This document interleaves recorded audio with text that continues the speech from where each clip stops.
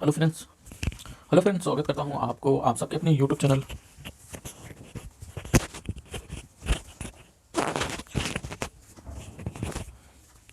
Hello friends, स्वागत है आप सबका आप सबके अपने यूट्यूब चैनल विशल एजुकेशन में। इस वीडियो में फिर हम पॉलिटी के क्वेश्चन को डिस्कस करने वाले हैं जो एनटीपीसी के प्रीवियस ईयर में क्वेश्चन पूछे गए हैं, उन सारे क्वेश्चनों को लेकर आए हैं। तो चलिए हम फर्स्ट वाले क्वेश्चन की तरफ से स्टार्ट करते हैं और सेशन को और देखते हैं क्या क्वेश्चन पूछा गया है। और ये क्वेश्चन पूछा गया है कब 4 अप्रैल 2016 को तीसरी पाली में जो क्वेश्चन आए हैं उन क्वेश्चन को हम देखने का प्रयास करेंगे। तो ये क्या कह रहा है कि उच्चतम न्यायालय के न्यायाधीश की सेवानिवृत्ति मतलब रिटायरमेंट की आयु कितनी होती है।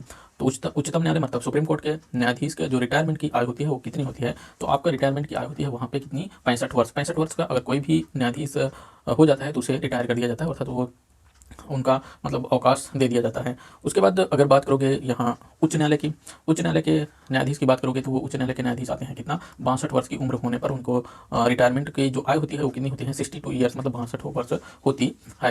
आई होप कि ये क्वेश्चन आपको क्लियर हो गया होगा। आगे चलते हैं अपने सेकंड वाले क्वेश्चन की तरफ चलें। तो सेकंड वाला जो क्वेश्चन है हमारा वो क्या क्वेश्चन पूछा गया है और कब पूछा गया है। ये क्वेश्चन पूछा गया है 29 मार्च 2016 को दूसरी पाली में क्वेश्चन पूछा गया है। 29 मार्च 2016 को दूसरी पाली में क्वेश्चन पूछा गया है और ये क्वेश्चन क्या पूछा गया है, उच्चतम न्यायालय के न्यायाधीशों की सेवानिवृत्ति की उम्र क्या है, मतलब वही क्वेश्चन दोबारा पूछा गया है। ये कब है, 65 वर्ष। अब यहाँ देखो कुछ चीज़ें और देख लेते हैं। अगर उच्चतम न्यायालय के गठन की बात करोगे तो गठन की जो शक्तियाँ होती हैं वो किसके पास होती हैं। गठन की शक्ति मतलब गठन की शक्ति की बात करोगे, गठन की शक्ति किसके पास होगी, संसद के पास होती। और आर्टिकल कितनी है, 124 के अनुसार इसका आर्टिकल 124 के अनुसार इसका गठन किया जाता है। और यहीं और आगे बात कर लेते हैं। तो इसके आगे और बात करने का प्रयास करोगे तो जो उच्चतम न्यायालय के जो न्यायाधीश होते हैं इनकी नियुक्ति कौन करता है, इनकी नियुक्ति करता है राष्ट्रपति। राष्ट्रपति क्या करता है, इनकी नियुक्ति करता है। और यहीं आगे चलने का प्रयास करोगे तो राष्ट्रपति यहाँ जो उच्चतम न्यायालय है, उच्चतम न्यायालय के जो भी न्यायाधीश होते हैं उनके जो योग्यता होती है मतलब कि निम्नतम आयु कितनी होती है, निम्नतम आयु को कोई भी डिफाइन नहीं किया गया है। और उसके बाद और आगे चले तो जैसे उच्चतम न्यायालय के जो भी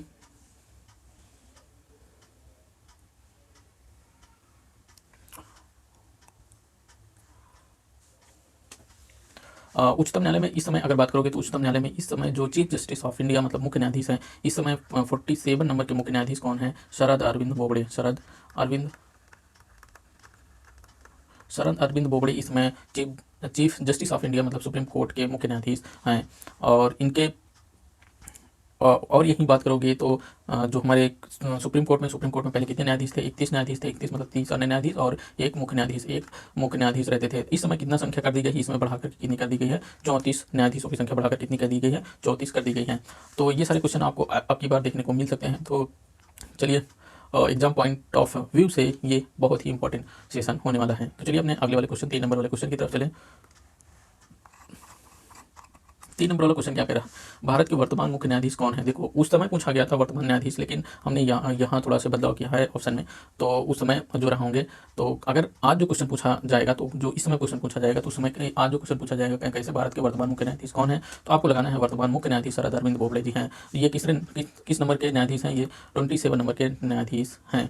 और ये 28 मार्च 2016 की तीसरी पाली में इस तरह के क्वेश्चन को पूछा गया था। चलो आगे चलते हैं अपने फोर्थ वाले क्वेश्चन की तरफ चलें। फोर्थ वाला जो क्वेश्चन है, फोर्थ वाला क्वेश्चन क्या कर रहा है, सिक्किम कब भारत का एक राज्य बना। सिक्किम कब भारत का एक राज्य बना। ये सिक्किम बनता है 1975 में भारत का एक राज्य, जब 35वां संविधान संशोधन होता है। 35वां संविधान संशोधन ये होता है 1974 को होता है। इसके बाद ही इसके तहत ही इसको क्या किया जाता है कि अपने राज्य में मतलब भारत में इंडिया में इसे मिला लिया जाता है। इंडिया में इसे एक राज्य का दर्जा दे करके रख लिया जाता है। और ये ये किस नंबर का, जब इसे राज्य के रूप में जब मिलाया जाता है तो इसे किस नंबर के राज्य के रूप में मिलाया जाता है, इस 22वें नंबर के राज्य के रूप में ये हमारे यहाँ शामिल होता है। आई होप कि ये वाला भी क्वेश्चन आपको क्लियर हो गया होगा। आगे चलते हैं अपने 5 नंबर वाले क्वेश्चन की तरफ। 5 नंबर वाला जो क्वेश्चन है वो इसमें क्या पूछा गया है, गोवा को महाराष्ट्र राज्य से विलय का विकल्प, विलय मतलब शामिल होने का विकल्प किस वर्ष में दिया गया था। गोवा को महाराष्ट्र में विलय के लिए किस वर्ष ऐसा विकल्प दिया गया था कि वो गोवा जो है महाराष्ट्र में विलय कर ले। ये आपको आता है 1967 में। 1967 में क्या किया गया था कि इसे यह विकल्प दिया गया कि आप क्या करें कि महाराष्ट्र में आप अपना विलय कर लीजिए। लेकिन फिर क्या होता है 1967 में यहाँ क्या किया जाता है, जनमत संग्रह कराया जाता है। 1967 में जो जनमत संग्रह कराया जाता है तो यहाँ के लोगों ने अपने को एक केंद्र शासित प्रदेश के रूप में रहना पसंद किया। तो जब ये केंद्र शासित प्रदेश के रूप में रहना पसंद किया तो इसे क्या किया जाता है 1987 को क्या किया जाता है, भारत में इसे मतलब अपने यहाँ इसे मिला लिया जाता है और इसको 25वें राज्य के रूप में ये अपने यहाँ इसको मिलाया जाता है। तो ये जो विलय की बात किया था, विलय की कब बात की गई थी? 1967 में ये महाराष्ट्र में विलय की बात की गई थी। ये 28 जनवरी 2017 को दूसरी पाली में क्वेश्चन पूछा गया है। इस बार भी क्वेश्चन पूछने की संभावना हो सकती है। चलो आगे चलते हैं हम अगले वाले क्वेश्चन की तरफ। 6 नंबर वाले क्वेश्चन जो है उसकी तरफ चलें। 6 नंबर वाले जो क्वेश्चन है वो बहुत ही अच्छा क्वेश्चन है। अभिकथन दिया है, तो ये अभिकथन क्या है? भारत का क्षेत्र राज्यों के कुल क्षेत्रों की तुलना में ज़्यादा है। भाई भारत का क्षेत्र राज्यों के कुल क्षेत्रों की तुलना में ज़्यादा है, कैसे ज़्यादा हो सकता है भाई? भारत जो है राज्यों का एक संघ है, भारत राज्यों का एक संघ है, प्रत्येक राज्यों का क्षेत्र मिलाकर के एक भारत का निर्माण होता है ना। तो मतलब कि अगर यहाँ किसी का क्षेत्र यहाँ है, खेती अगर जनरली हम समझे किसी का खेत यहाँ है और यहाँ मतलब यहाँ इस साइड में लगा हुआ है, इस साइड में लगा हुआ है। अब इसकी कहोगे कुल खेतों को मिला दोगे तो इसका जो खेत है उस जो इसमें खेत है मतलब किसी का खेत है तो इसको कहते हो कुल खेत मिला दोगे तो ज़्यादा हो जाएगा। और उसका खेत मतलब कि जैसे राम का ये पूरा खेत है, राम का खेत कुल मिला दोगे ज़्यादा हो जाएगा और राम का खेत कम है, तो ये थोड़ा अच्छा नहीं है।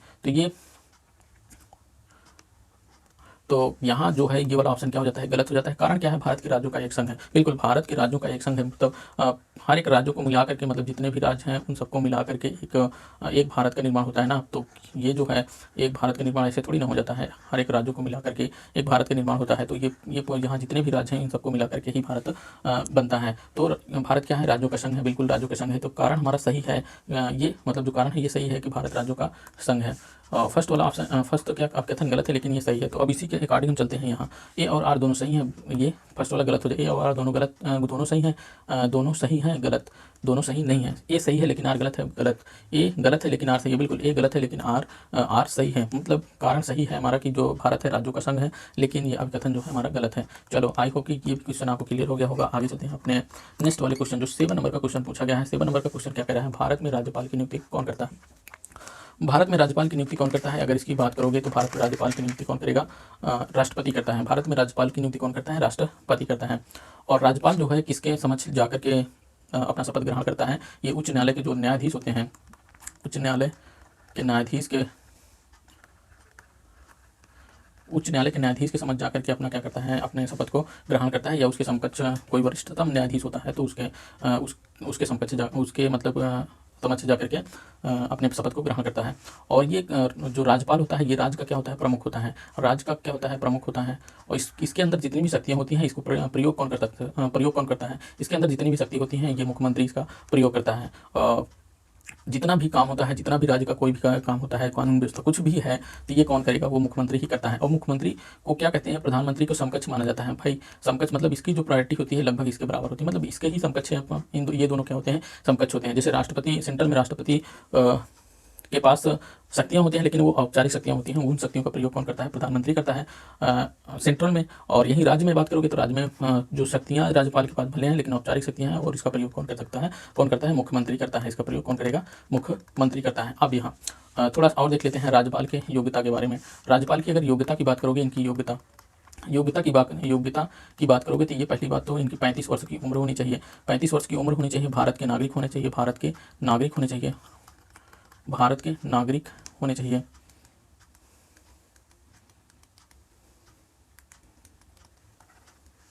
भारत के क्या हों? नागरिक हों। और आता है क्या उसके बाद ये जो है विधानसभा में मनोनीत होने की, मतलब विधानसभा के सदस्य होने की इनके पास क्या होनी चाहिए? योग्यता भी होनी चाहिए। विधानसभा के सदस्य होने की योग्यता होनी चाहिए। उसके बाद आता है कि जब राज्यपाल के हटने के लिए कोई भी ऐसा कॉन्स्टिट्यूशन में इनको हटाने का कोई भी प्रावधान नहीं है। हटाने का कोई प्रावधान नहीं है हमारे कॉन्स्टिट्यूशन में इनके हटाने का कोई भी प्रावधान नहीं किया गया है। आई होप कि ये क्वेश्चन आपको क्लियर हो गया होगा। और यही प्रधानमंत्री की बात करोगे तो प्रधानमंत्री जो लोकसभा होता है उसमें बहुमत दल का जो नेता होता है उसे राष्ट्रपति क्या करता है? प्रधानमंत्री के रूप में नियुक्त करता है। और प्रधानमंत्री की उम्र की बात करोगे तो इनकी उम्र कितनी होती है? निम्नतम उम्र होती है 25 वर्ष। और राष्ट्रपति की निम्नतम उम्र होती है कितना? 35 वर्ष। और राज्यपाल की निम्नतम उम्र कितनी? 35 वर्ष।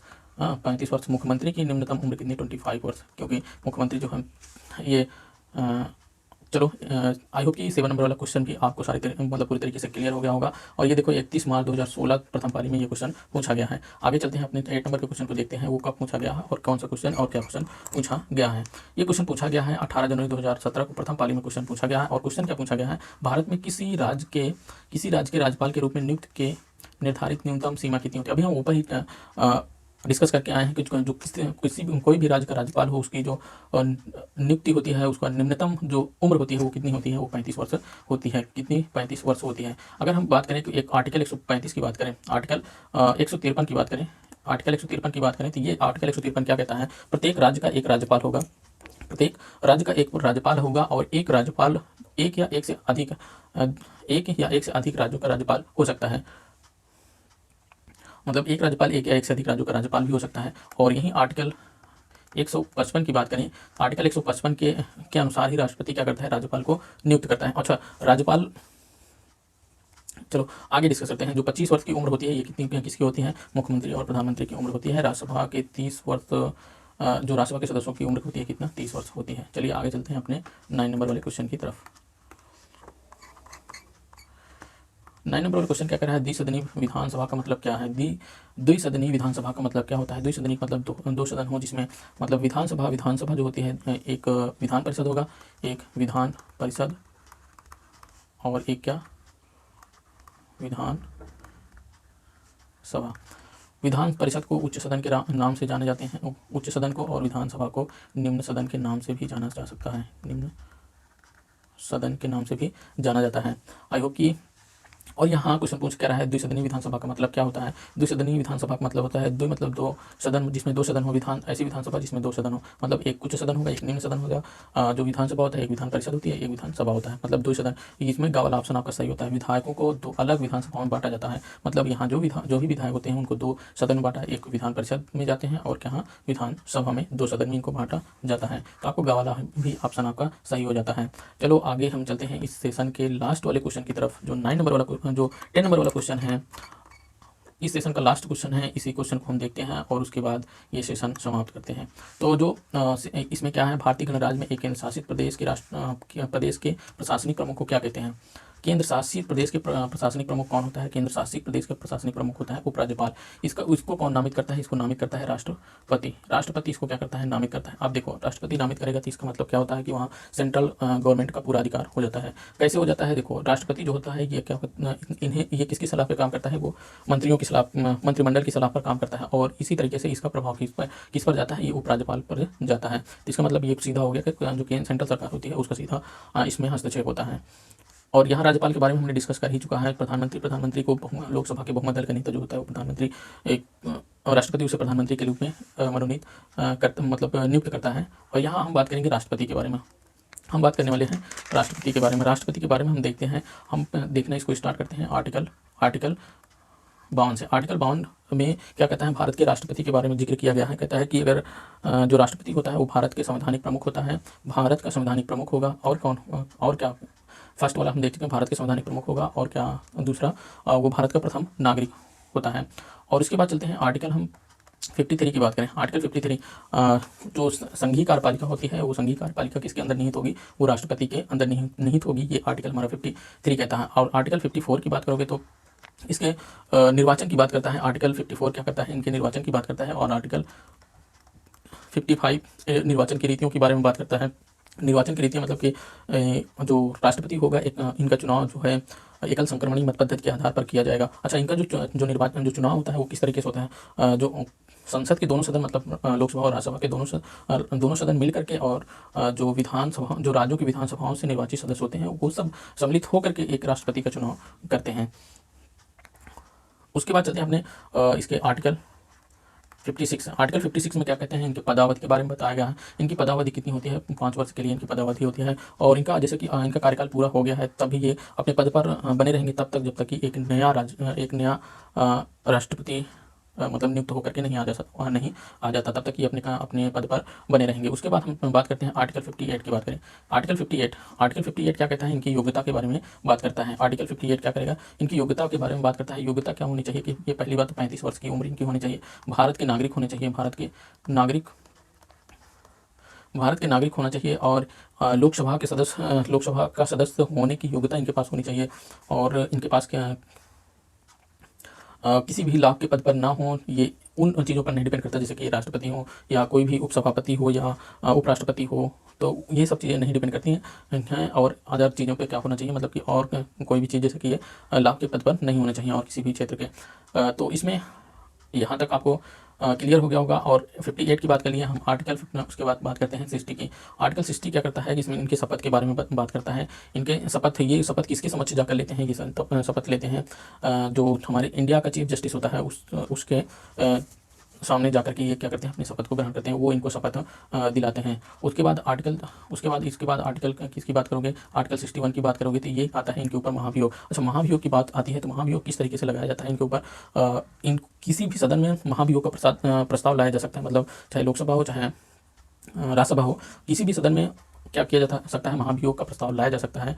और प्रस्ताव लाने से पहले 14 दिन पहले इन्हें क्या किया जाता है, सूचना दी जाती है।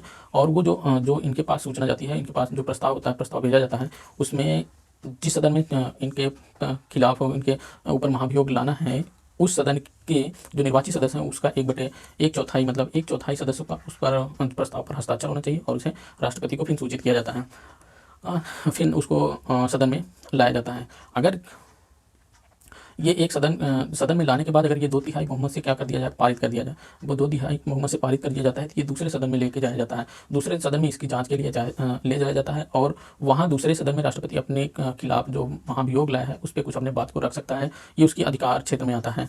तो उसके बाद जब दूसरे सदन में महाभियोग प्रस्ताव को भेजा गया, पास करके 2/3 बहुमत से पास करके भेजा गया, अब वहाँ से भी 2/3 बहुमत के साथ अगर प्रस्ताव पास हो जाता है, तब क्या किया जाता है कि जो हमारा ये राष्ट्रपति होते हैं उनको वहाँ से पदमुक्त कर दिया जाएगा, अर्थात उन्हें उसी दिन से क्या मान लिया जाएगा, वो अपने मतलब पद से हट चुके हैं, उसी दिन से ये इनको मान लिया जाएगा। तो ये 2 अप्रैल 2016 को तीसरी पाली में क्वेश्चन पूछा गया है। आई होप कि ये सारे क्वेश्चन और इनका जो भी डिस्क्राइब है आपको समझ में आया है। और समझ में मतलब एक बार नहीं आया होता है, 2 बार दूसरी बार देख लीजिए और बताइए अपने कमेंट को, अपने सुझाव को नीचे कमेंट बॉक्स में जरूर दीजिएगा। और इसी तरीके से हम फिर नए क्वेश्चन को लाएंगे, मतलब जो क्वेश्चन पूछे गए हैं उन क्वेश्चन को फिर लाने का प्रयास करेंगे। तो चलिए इस वीडियो में इतना ही, अगले वीडियो में फिर मिलते हैं, तब तक के लिए जय हिंद।